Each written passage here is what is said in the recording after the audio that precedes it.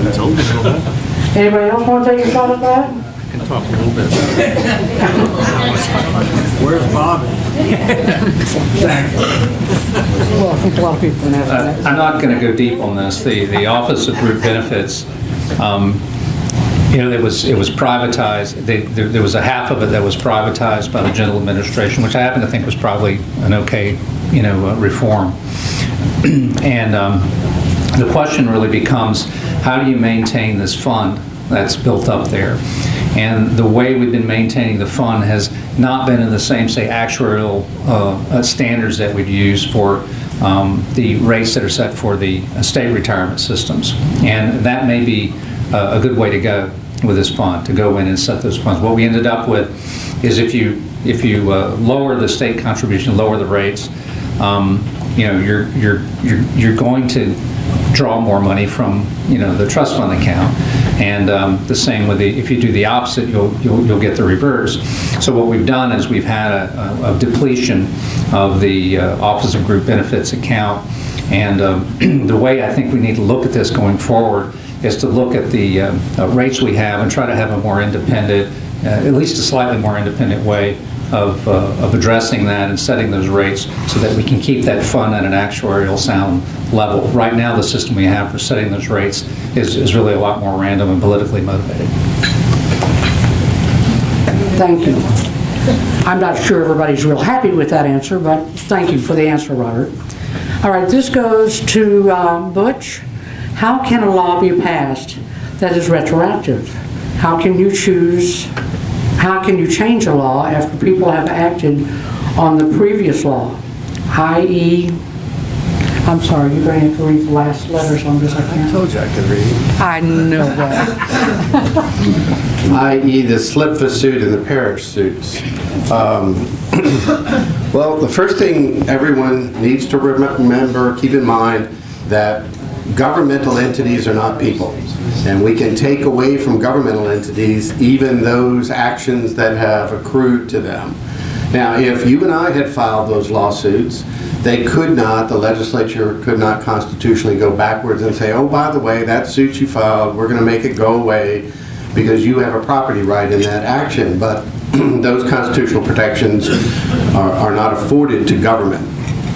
Government is not a person, and it doesn't have the protection of the equal protections of laws or even due process against itself. And so the legislature can go to any parish, any political subdivision, any entity of government and say, you may think you have that right, but we can take it away. And that's why they can do it. Okay, Butch, then what you're actually saying is that government agencies that were set up to protect the people are prohibited from protecting the people because government can change its mind politically. Is that correct? Can I sum that up? No. Okay, come back and tell us again. Well, I didn't say any of that. You think she was unhappy with my answer?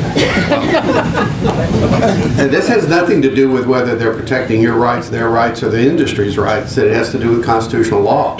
And Gene may believe that that is what that means, and it may be part of what it means, but that's not what this is about. The question is about an issue of constitutional law, and that is, can the legislature retroactively take away rights from people? And the answer is no.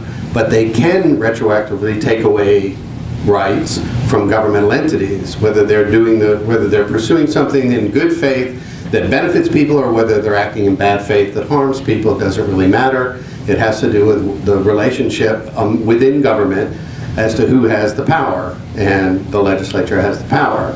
So that's Gene's interpretation of what all that constitutional provision means. Oh, I get it. Politics over people. All right, the next question is, what do you feel are the underlying reasons for education continuing to take a back seat to the legislative agenda? Albert?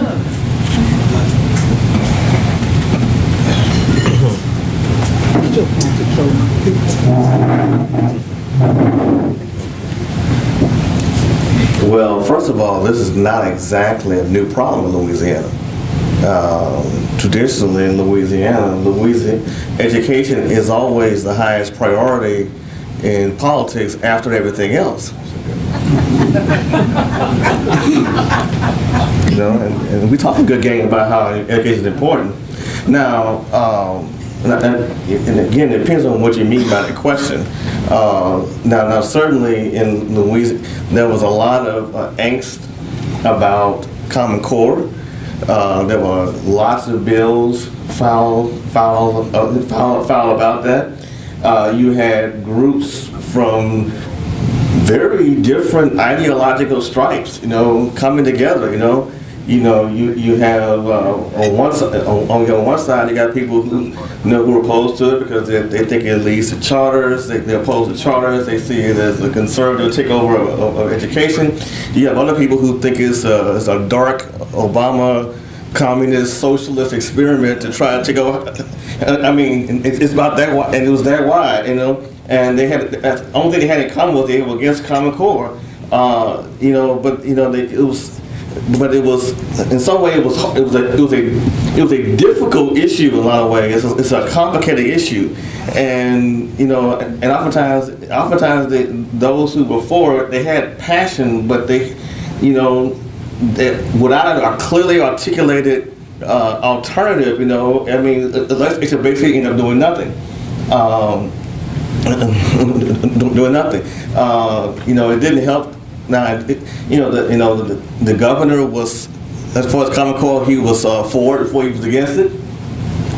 In 2010, when nobody was looking, he was all for it. And then when the conservative right of his party decided that it was an Obama conspiracy, then he became against it. But then at the same time, he did. While he was interesting. He preserved his flexibility, because he was against it, but then he didn't invest too much political capital in trying to make sure it happened. So either way, he come out good. I was against it, but I also didn't risk political capital in trying to actually kill it and then lose. So he sort of preserved his options. So we had a lot of heat. Now there was a lot of controversy about the East Baton Rouge Parish and the school systems here, and I think one of the reasons these bills failed is that we had 3 consecutive years of people bringing local issues to the Capitol, and I think after the 3, a lot of us just simply got tired of it, quite frankly. And so I came to the conclusion to look at those were local issues. They should be solved at the local level. And I think with it's almost like with each different foray, they got less support each time. And so I would tend to think, but you can always be wrong, that it's unlikely they'll come with the same tactic next time, because given on the last measure, the decisiveness. I mean, this is one of those, when you actually look at the vote count, you kind of wondered, they must have not realized that that most have thought is going to be close going in, because if you come out with only 31 votes, normally you would have pulled the bill if you knew you only had that little support. So it really must have just came apart, in the final hours, as legislators learn more and more about the bill, and it's just the overwhelming sense that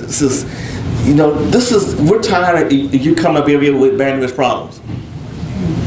You guys solved that, and so I don't know. But again, I think that that's just not a new problem in Louisiana of not prioritizing education. But again, we still have not, in my view, made the critical decisions that if you want a first-class educational system, you have to pay for it. And we want all these things, but we don't want to pay for it. And we don't want to figure out how to pay for it. And And until actually the people are going to have to demand this about if it's lawmakers. It's not going to happen. If we're sitting here waiting and expecting for someday for the legislature to somehow reach the light, it's not going to happen. At some point, we're going to have to decide what kind of state we want to live in and what we're willing to do to make that happen.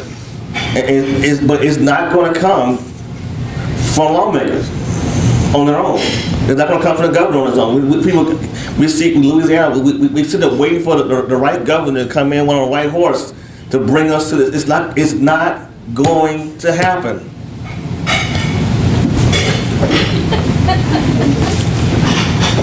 Thank you. Albert, Glenn, did you have something you'd like to add to that?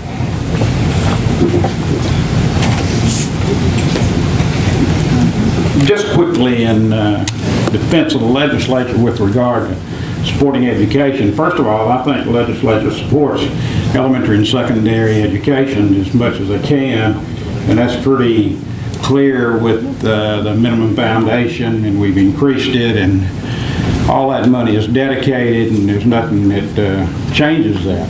And we put a lot of money into that game. But if you're talking about higher education and the cuts that have occurred in that and how much money that colleges and universities have suffered, they've suffered greatly. The reason for that is it's not the legislature's fault.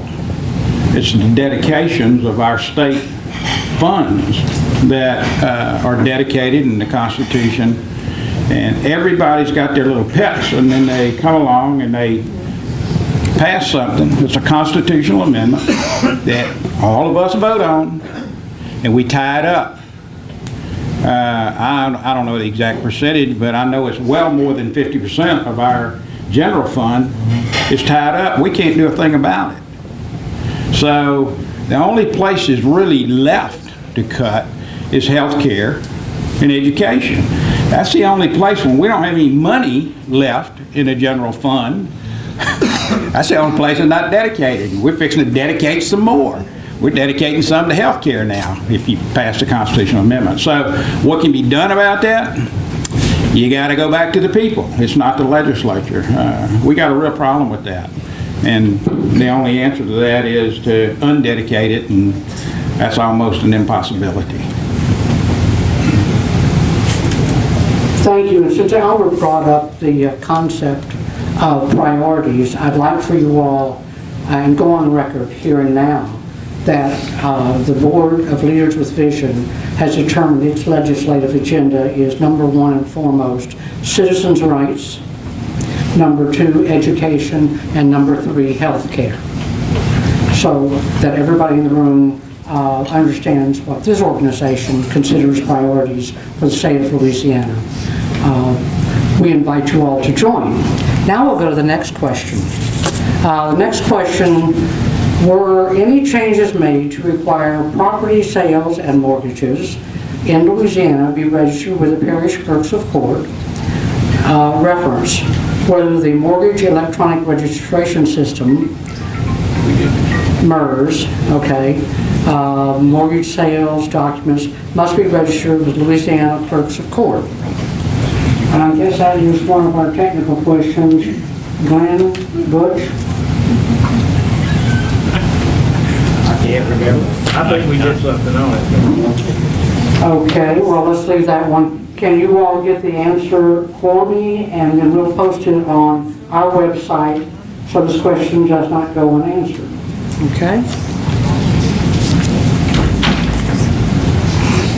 Were any changes made in procedures for dealing with adjudicated property tax sales? Why are you looking at me? Because you survived the session, Butch. We are 18 hours after final adjournment. I can't tell you what we passed. Nobody can tell you what we passed. I say that every year. Nobody knows what we did. No, the card. Didn't I see a card come over here? No? Okay. All right. All right, Mr. Scott, I'm not picking on Butch and them, just they survived it. Okay. The question is, did Louisiana citizens survive it? Okay. This one is directed to Mr. Scott. How can it be required that the Office of Conservation, DNR, how can it be required that the Office of Conservation, DNR, when approves a permit for salt mining, etc., be published in media to make citizens aware of risk? The Bayou Corn sinkhole was caused by a permit requested and being approved. You may note that no one has been held accountable. What criteria used, if same used again, could have similar results? Need some method required to shed light on what the state agencies are doing? I don't know, but I'll be glad to take a look at it. I'm sorry? I don't know, but I'll be glad to take a look at it. It reminds me of, I think it's Albert Einstein who said, if you keep doing the same thing to expect different results, that's called insanity. Are there any further questions? I can't be anonymous in your case. Les, you're hard to be anonymous. I mean, Steve, I'm sorry, it's hard for you to be anonymous, period. I haven't finished writing, I'm sorry. That's okay, I got some from teachers last month, I couldn't read any of their handwriting. You won't be able to read this. Good, give them to her. Why don't you just say it, Steve? Just ask it. I don't want to break the protocol. Okay. What about the $1.8 billion of $1.8 billion in tax expenditures? Do we know that we're funding K through 12 to meet expressed goals when we haven't ascertained the cost of public education. we haven't ascertained the cost of public education? The question, Glenn, was relative to, Steve, come the question was relative, and it just sparked, it sparked my interest because of the legislature trying to do the right thing in K-12, and the question being hamstrung by constitutional dedications. I'm saying the legislature also has choices, and the governor helps make those, by deciding whether or not we are going to take a serious look ever in Louisiana in regard to what we exempt, what we rebate, what we reduce from the income that we supposedly take in, which is, I think, has been an artful dodge. It's my opinion. And the second piece is speaking to the legislative body about the cost of public education. It's having an uninformed conversation because the state of Louisiana has never done anything to ascertain what the cost is to educate one child. And this is from memory, and I read a lot of stuff every day during session, Butch and I do, but I believe yesterday, or toward the end of the session, we passed a resolution directing Department of Education, and there was a second group within education to do exactly that, to do a study on the results and the cost per child of education across the state, to see how minimum foundation funding, the amount we provide for funding at the various parishes across the state, and how that funding relates to what is actually happening in the education environment with each child.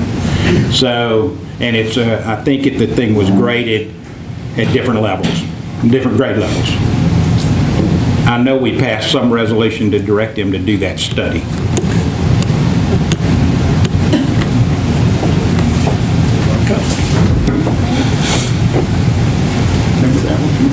Thank you. All right, I think that's all of the questions. Are there any other questions in the audience?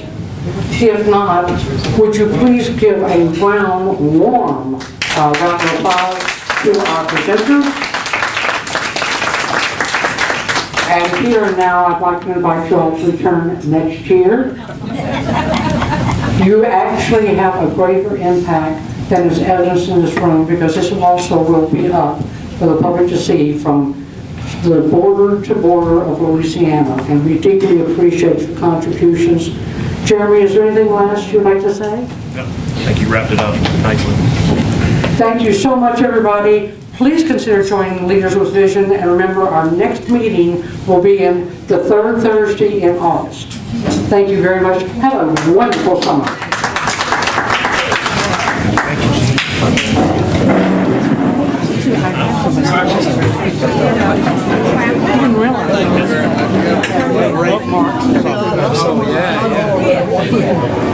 Very, very